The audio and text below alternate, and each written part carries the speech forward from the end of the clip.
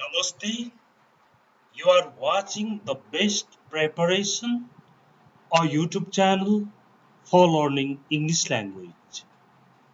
Please don't forget to subscribe this channel, share this video to your friends, like and comment. Now let's see today's lesson.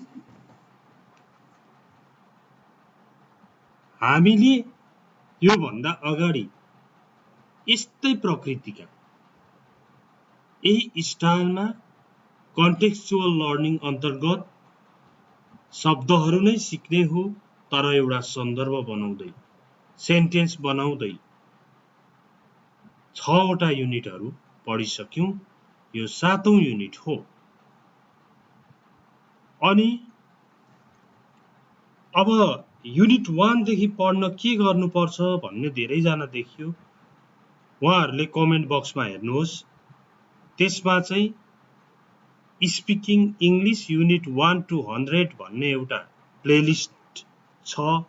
त्यो प्लेलिस्टमा सुरुदेखिका सबै भिडियोहरू भन्नाले क्रमशः भिडियोहरू चाहिँ भिडियो त अब 700 भन्दा बढी भिडियोहरू छन् यसमा, तर बेसिक देखि क्रमशः बढ्दै गएको चाहिँ त्यहाँनेर हेर्न सक्नुहुन्छ। अब आजको लेसनमा शब्दहरू सिकौं। पहिला क्वाइट प्लेस। यो QUITE भन्यो भने चाहिँ धेरै ज्यादै भन्ने अर्थ लाग्छ। क्वाइट भन्दाखेरि यो क्वाइट भनेको चाहिँ फेरि शान्त। क्वाइट प्लेस शान्त ठाउँ। बिसाइड अ रिभर खोलाको छेउमा। डिसअपियर हराउनु अदृश्य हुनु लाई डिसअपियर भनेर भनिन्छ। जस्तो डिसअपियर हराउनु भनेर लुज पनि हराउनु हो, तर त्यो चाहिँ तपाईले हराउनु हुन्छ कुनै चीज लुज पटि गयो। तर यो डिसअपियर भनेको हराउनु त हराउनु त्यतिकै हराउँछ नि कुनै चीजहरु, त्यही हरायो, त्यो त्यही डिसअपियर भयो, अदृश्य भयो। त्यस्तोमा बढी डिसअपियर हुन्छ र लोप हुनु जस्तै पनि हुन्छ। यो पनि डिसअपियर हुनु भनेको।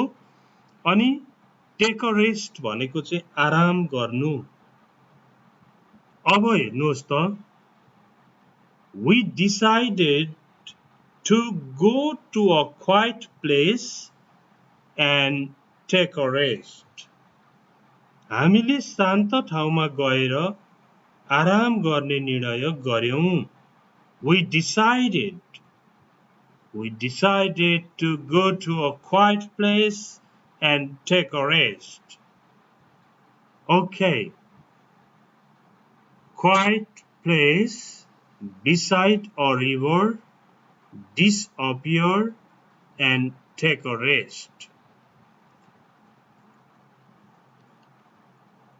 अब disappear को कुरा चाहिँ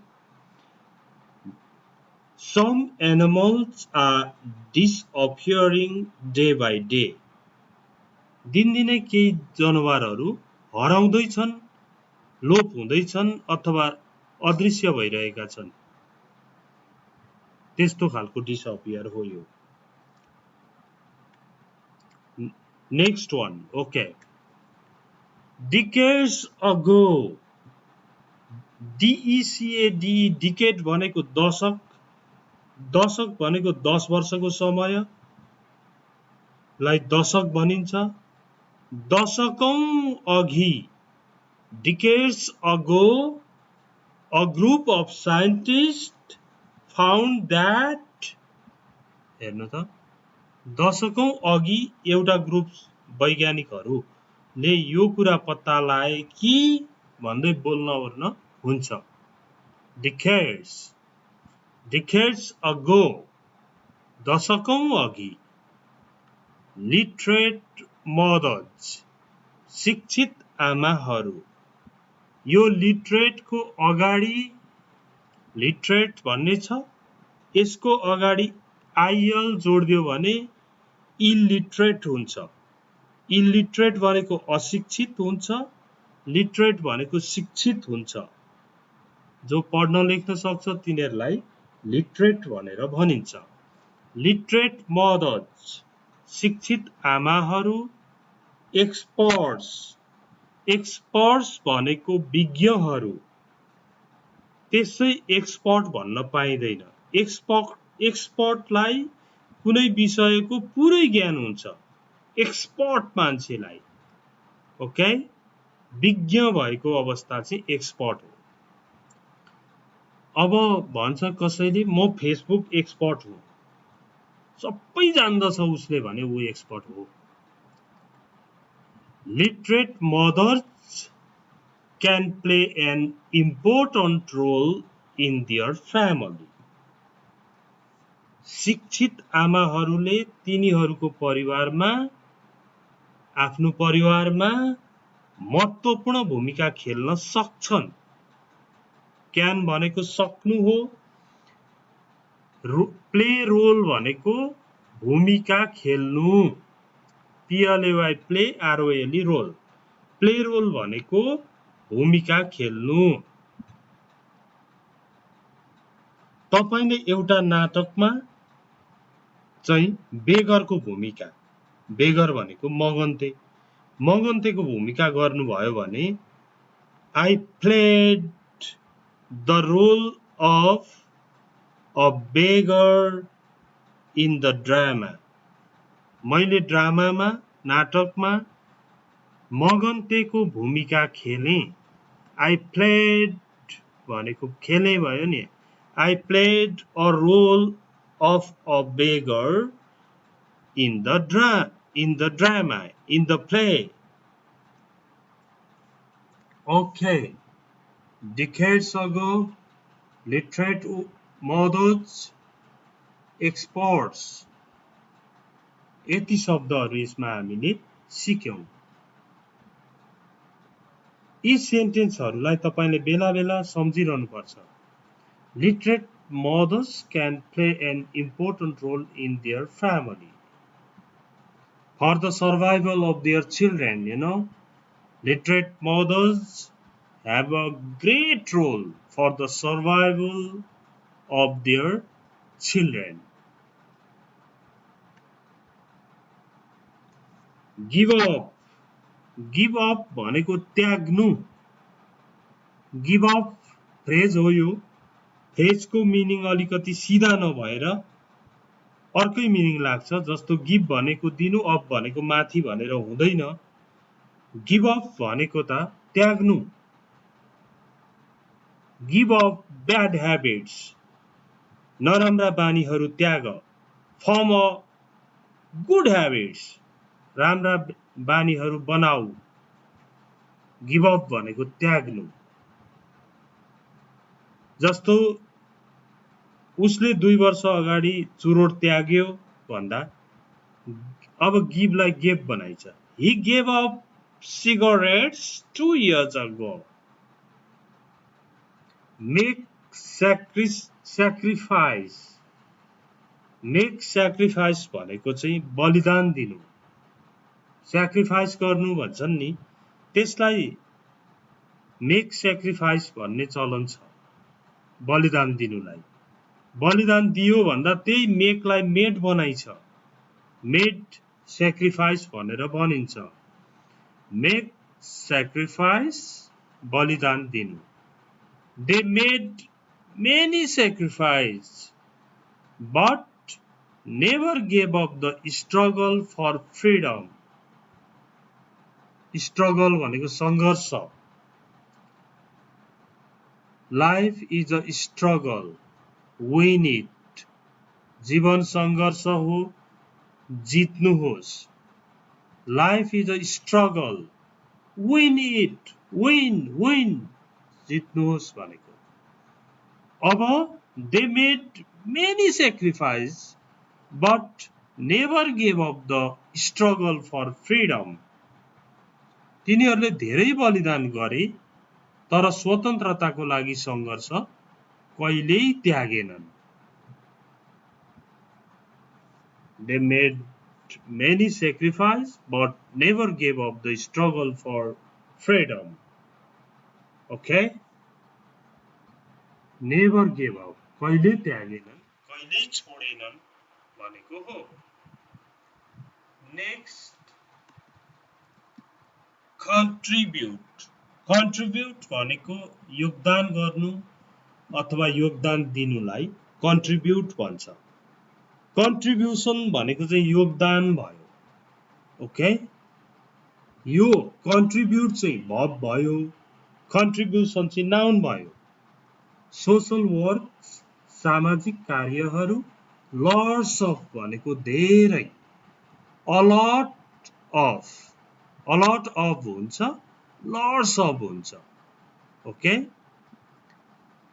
His great contribution changed the life standard of us. उहाँको महान योगदानले हाम्रो जीवन स्तर, लाइफ स्ट्यान्डर्ड, जीवन स्तर परिवर्तन भयो. His great contribution changed the life standard of us. Okay? Life standard of us. अब कसैले ठुलै काम योगदान दियो अनि गाउँको मुहारै परिवर्तन भयो भने कसरी भन्ने त?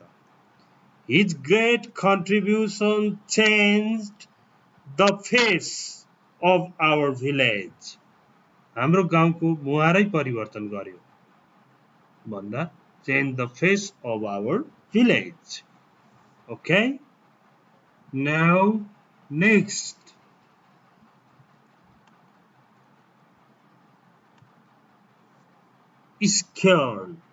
Scared भनेको डराएको, frightened. I'm so scared. म एकदम डराएको छु. I'm so frightened. म एकदमै डराएको छु. Scared भनेको डराएको. Shake भनेको चाहिँ काम्नु, काप्नु पनि भनिन्छ. Shake गर्नु भनेको काम्नु, काप्नु. फेरि ह्यान्डसेक भन्यो भने त्यो अर्कै कुरा हो. तर यसले चाहिँ केही सेक मात्रै भन्दा चाहिँ काम्नु अथवा काप्नु. हात काम्छ, खुट्टा काम्छ. स्टुपिडिटी. स्टुपिड भनेको मूर्ख, इडियट मूर्ख. तर स्टुपिडिटी भनेको चाहिँ मूर्खता. I can't see your stupidity. म तेरो मूर्खता हेर्न सक्दिन भने जस्तै. मुभ भनेको चाहिँ चल्नु, सर्नु. मुभ. त्यही मुभबाट मुभमेन्ट हुन्छ. मुभमेन्ट भनेको चाल. ओके? अब यहाँ हेर्नु त, तपाईं कहिलेकाहीँ डराएको अवस्था छ भने यसरी व्यक्त गर्न सक्नुहुन्छ. I was so scared that, म यति डराएको थिएँ कि my hands were shaking. मेरो हातहरू काँपिरहेका थिए. And I couldn't move my feet. मैले खुट्टाहरू सार्न पनि सकिनँ, हिँड्न पनि सकिनँ.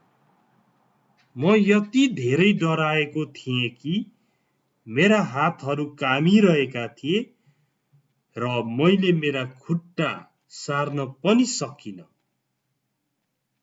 I was so scared that my hands were shaking and I couldn't move my feet.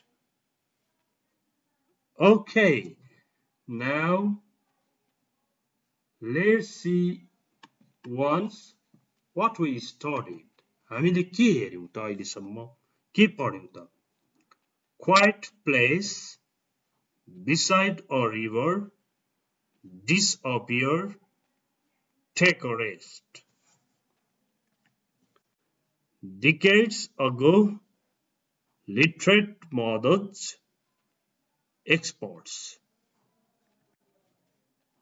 Give up, survive, make sacrifice.